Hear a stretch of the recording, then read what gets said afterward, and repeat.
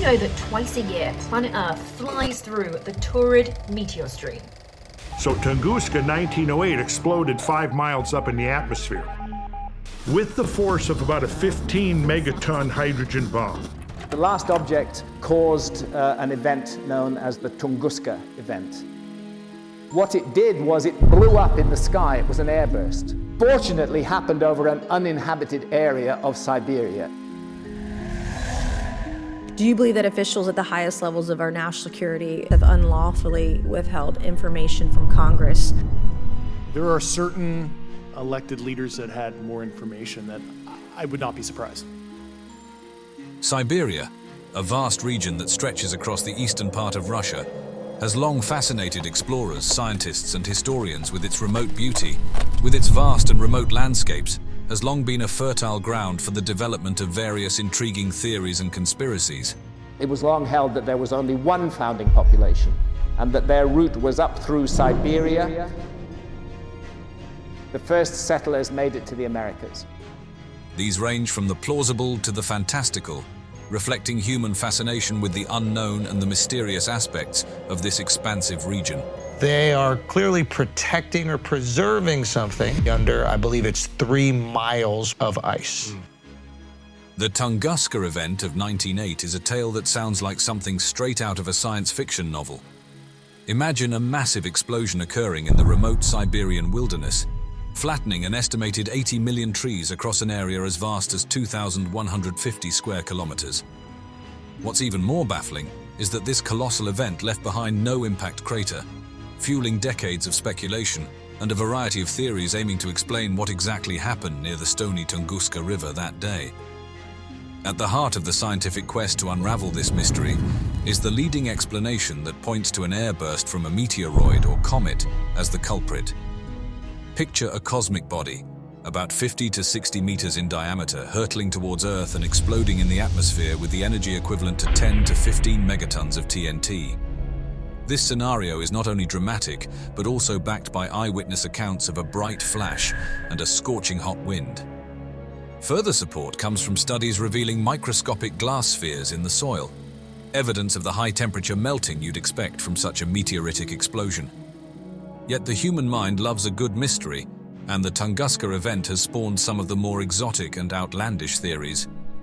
Take, for instance, the hypothesis of a mini black hole zipping through Earth, entering our atmosphere over Tunguska and exiting on the other side.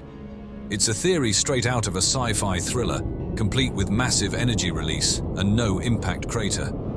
But as you might guess, this theory lacks hard evidence and strays far from the realm of empirical science. Then there's the antimatter theory, suggesting that the explosion resulted from a matter-antimatter annihilation. This idea taps into our fascination with cosmic phenomena, proposing an immense release of energy as a tiny amount of antimatter meets matter in our atmosphere. Although it makes for an intriguing plotline, this theory too lacks the support of direct evidence and ventures into speculative territory, given the rarity of antimatter in our universe. Some speculate that the explosion was the result of an extraterrestrial spacecraft, either crashing or intentionally detonating above the surface. While this theory might fuel endless debates and what-if scenarios, it falls short in the evidence department. Another intriguing proposition is that the Tunguska event was the test of a secret weapon, perhaps by Tsarist Russia. The idea that a nation in the early 20th century could possess a weapon capable of such destruction adds a layer of intrigue to the mystery. However, like the others, this theory stumbles on the lack of historical evidence and the sheer implausibility of such advanced technology existing at the time. When we compare these theories, the meteoroid or comet airburst stands out as the most scientifically plausible explanation. It's grounded in a significant body of evidence, from the pattern of treefall to the presence of extraterrestrial spherules in the soil.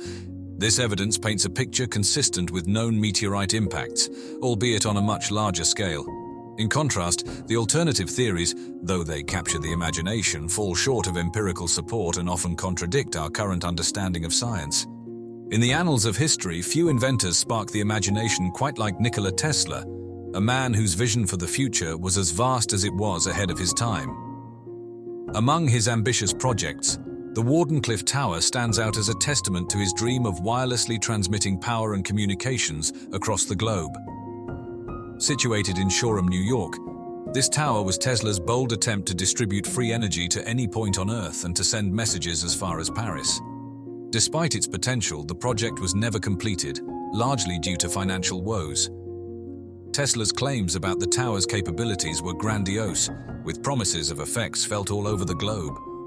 This backdrop sets the stage for one of the more tantalizing speculative theories linking Tesla's innovations directly to the mysterious Tunguska Event of 1908. Imagine Tesla, under the immense pressure to showcase the fruits of his labor, deciding to conduct a dramatic demonstration of his wireless energy transmission technology. The theory posits that he directed a massive surge of energy towards the Arctic, only for this experiment to veer off course spectacularly, resulting in the massive explosion witnessed in the remote Siberian wilderness. Tesla's Wardenclyffe Tower was indeed designed to harness the Earth's ionosphere for the wireless transmission of energy. Theorists who connect Tesla to Tunguska speculate that he had unlocked a method to focus this energy to a pinpoint location, utilizing the Earth and its atmospheric layers as conduits. The timing is intriguing, with the Tunguska event occurring in 1908, a period when Tesla would have been eager to validate his life's work. However, the remote location chosen for this supposed demonstration raises questions, with the ensuing disaster allegedly unintended. Despite the captivating narrative, the technological and scientific realities present significant hurdles. The sheer scale of energy required to cause an event mirroring the destruction at Tunguska surpasses what was conceivable for Tesla or indeed any technology of the era. There's also a conspicuous absence of any historical documentation or Tesla's own account suggesting an experiment of this nature took place, particularly one targeting the Arctic. Moreover, had Tesla indeed transmitted energy capable of leveling forests over such a vast distance, the atmospheric disturbances would have been noticeable well beyond Siberia, likely manifesting as widespread auroras or other phenomena. Yet no records of such effects exist. Additionally, the lack of any man-made physical evidence at the Tunguska site and the explosion's characteristics align more closely with an extraterrestrial object's airburst, further distancing Tesla from the event. The speculation around Tesla's connection to the Tunguska explosion weaves an intriguing tapestry of what-ifs, blending the legendary inventor's groundbreaking aspirations with one of the 20th century's greatest scientific mysteries. Yet when dissected under the lens of available evidence and scientific feasibility, the theory remains just that, a speculation. Nikola Tesla, the man whose inventions lit up the world, is no stranger to the world of mystery and speculation. His work on alternating current, the Tesla coil, and early radio technology fundamentally changed the course of human history. His claims of developing technologies for wireless electricity, death rays, and even weather modification have sparked endless debate and fascination. However, it's the whispers of his lost experiments, particularly those possibly conducted in the remote expanse of Siberia, that have captured the imagination. The allure of Tesla's unrevealed inventions and Siberia's mysterious vastness weaves a compelling narrative. Among the most intriguing are suggestions that Tesla tested 2 to 3 of his most speculative inventions in Siberia: advanced energy weapons and earthquake machines. The notion of Tesla, possibly in league with the Russian government, unleashing the power of a directed energy weapon in the isolation of Siberia, is the stuff of legends. This death ray was said to be capable of downing aircraft from hundreds of miles away, a claim that, while never demonstrated, has nonetheless fueled speculative fires for decades. But how plausible are these theories? The truth is, there's no concrete evidence to suggest Tesla ever set foot in Siberia or carried out experiments there. His later years were marked by financial hardship and a gradual withdrawal from the public eye, making the logistics of such a venture highly improbable. Furthermore, the tales of Tesla's earthquake machine, a device that could supposedly trigger tremors, add another layer. While Tesla did experiment with mechanical oscillators, the leap from a small-scale laboratory experiment to triggering seismic events in Siberia is a giant one. When we compare these speculative Siberian adventures with Tesla's documented work, we find both similarities and stark differences. Tesla's public demonstrations of his inventions show a man keen on sharing his discoveries with the world.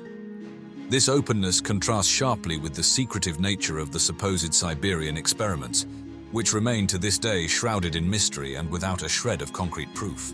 For a long time, it was held that the Neanderthals were stupid, primitive subhumans, shambling, lacking symbolism. Turns out that that's not true at all. Certain populations in the world today still have 3 to 5% of Neanderthal DNA. Tucked away in the rugged terrains of the Altai Mountains, where the borders of Russia, China, Mongolia and Kazakhstan meet, lies a fascinating piece of history that has captured the imaginations of archaeologists and historians alike: the Denisova Cave. This is an issue that I go into in America before. And what first drew me into it was Denisova Cave in Siberia. This isn't just any cave, it's a treasure trove of human evolution, nestled in an area known for its breathtaking biodiversity and complex geological history. The mountains themselves are alive with a rich variety of plants and animals, setting the perfect backdrop for a story that's as much about the natural world as it is about our ancient ancestors. I think everybody's heard of the Neanderthals, and these days I think everybody's heard of the Denisovans as well. The story of Denisova Cave began to unfold in the 1970s, when Soviet scientists first explored its depths. At that time, their eyes were set on unraveling the geological and paleontological mysteries of the region, largely overlooking the cave's potential to unlock secrets of our past. It's named after Denis, an 18th century hermit who once called the cave home, adding a touch of human history to its ancient walls. With its intricate network of chambers and galleries, the cave hinted at stories of long-term habitation by early humans, waiting just beneath the surface to be discovered. But it wasn't until 2008 that the cave truly stepped into the spotlight, thanks to the discovery of a small finger bone. In Russia, in Denisova Cave, they find a single pinky bone from a little finger. And what they discover is, this isn't a Neanderthal. This isn't an anatomically modern human being. This is another human species. This wasn't just any bone. It belonged to the Denisovans, an ancient group of hominins previously unknown to science. Suddenly, the world was paying attention, eager to learn more about these mysterious inhabitants. The cave, with its rich layers of history buried within, revealed that it had been a bustling crossroads for different groups over tens of thousands of years. What's particularly intriguing about the Denisova Cave is not just its archaeological wealth, but also its location. Nestled in a remote part of the Altai Mountains, reaching it is no small feat. The harsh climatic conditions add an extra layer of challenge for those daring enough to explore its secrets. Yet it's precisely these obstacles that make the cave so alluring to researchers from across the globe. Every expedition brings us closer to understanding not just the Denisovans, but the broader narrative of human history. Imagine stumbling upon a piece of the puzzle that is human history, hidden away in the depths of Siberia's Denisova Cave. The Denisovans are a bit of a mystery, genetically distinct from both modern humans and Neanderthals. Their DNA tells us they branched off from Neanderthals around 400,000 years ago, enriching the narrative of the Pleistocene era's human saga. But when it comes to what they looked like, we're mostly in the dark. Our clues? Just a finger bone, a few teeth, and a piece of skull. Though these fragments are robust, they hint at Denisovans being well equipped for surviving the tough Pleistocene Asia. Now here's where it gets really interesting. The Denisovans didn't just keep to themselves, they left a mark on us modern humans. Certain groups today, especially in Asia and Oceania, carry Denisovan DNA. For instance, the indigenous people of Melanesia, including Papua New Guineans, have about 5% of their DNA from Denisovans. This reveals a history of ancient interbreeding that is more complex and common than we ever imagined. Anatomically modern humans interbred with Neanderthals. You can't interbreed with another species. They clearly were human beings. Denisovans mixed not just with modern humans, but also Neanderthals and possibly another yet unidentified ancient human group. But what about their way of life? The Denisova Cave has given us a glimpse, yielding sophisticated tools, a bone needle, and even jewelry. These finds suggest a culture and level of sophistication that challenges our understanding of archaic humans. Their discovery of the Denisovans has been a game-changer in evolutionary biology, painting a picture of our past that's far more intricate than previously thought.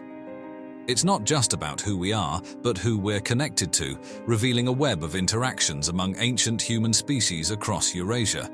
Yet, for all we've learned, the Denisovans remain shrouded in mystery. With each fossil fragment and DNA sequence, scientists are slowly piecing together the jigsaw of our ancient past.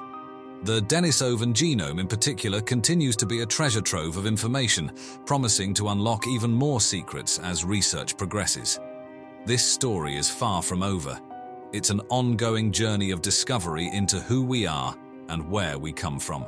Siberia's Yakutia region, known for its jaw-dropping temperature extremes, is home to a place as intriguing as its ominous name suggests, the Valley of Death.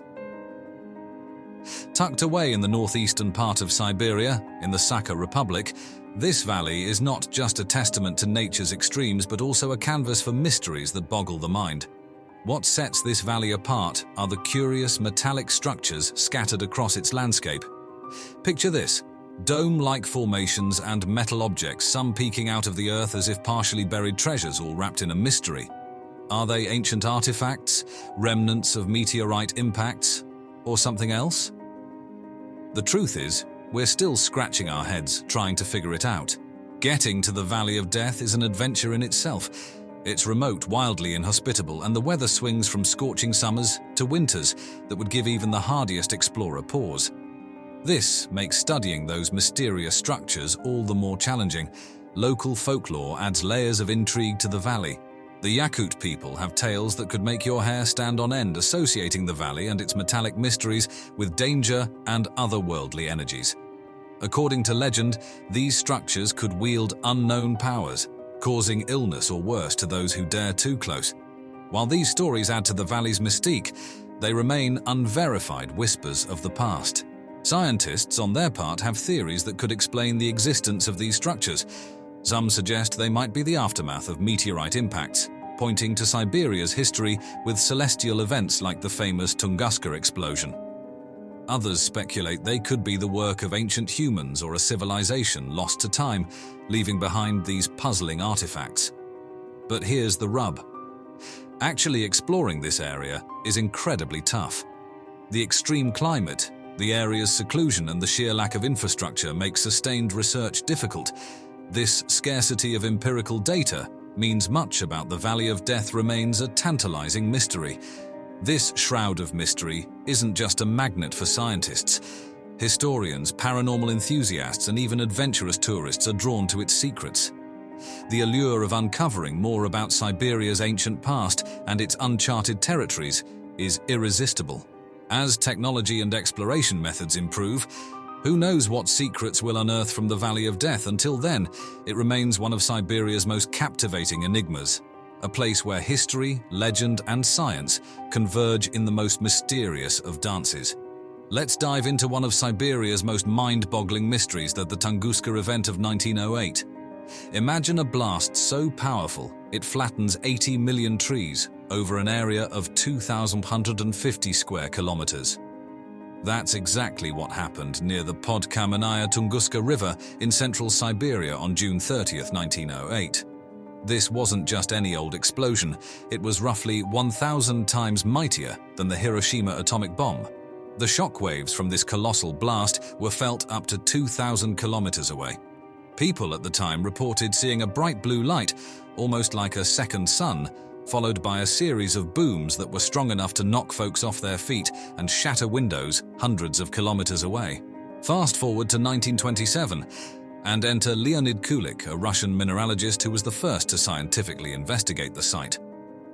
Kulik was expecting to find a meteorite crater, but was met instead with a sea of flattened trees, splayed out from a central point, like the spokes of a wheel with not a crater in sight. The most accepted theory: a small asteroid or comet fragment burst through the atmosphere, exploding 5 to 10 kilometers above ground with the force of 10-15 megatons of TNT. But as with all good mysteries, there are other angles. Everything from a natural gas explosion from the Earth's belly to wilder notions like antimatter or even a mini black hole having a run-in with our planet. The aftermath of this explosion wasn't just a big patch of knocked-down trees, it had a significant environmental punch, boosting tree growth in the area and reportedly causing genetic mutations in plants and animals. Likely thanks to the extreme heat and shockwave, it even had a hand in global atmospheric changes, like the creation of night-shining clouds and a dip in atmospheric transparency across Europe and Asia. But here's where it gets even juicier. The Tunguska event has been a hotbed for conspiracy theories and wild speculation. From alien spacecraft crashes to top-secret weapon tests, the event's mysterious nature has sparked imaginations worldwide. Despite decades of research and countless theories, the Tunguska event remains one of the 20th century's most tantalizing unsolved mysteries. It's a real-life sci-fi story, set in the remote Siberian wilderness, that continues to intrigue and puzzle us to this day.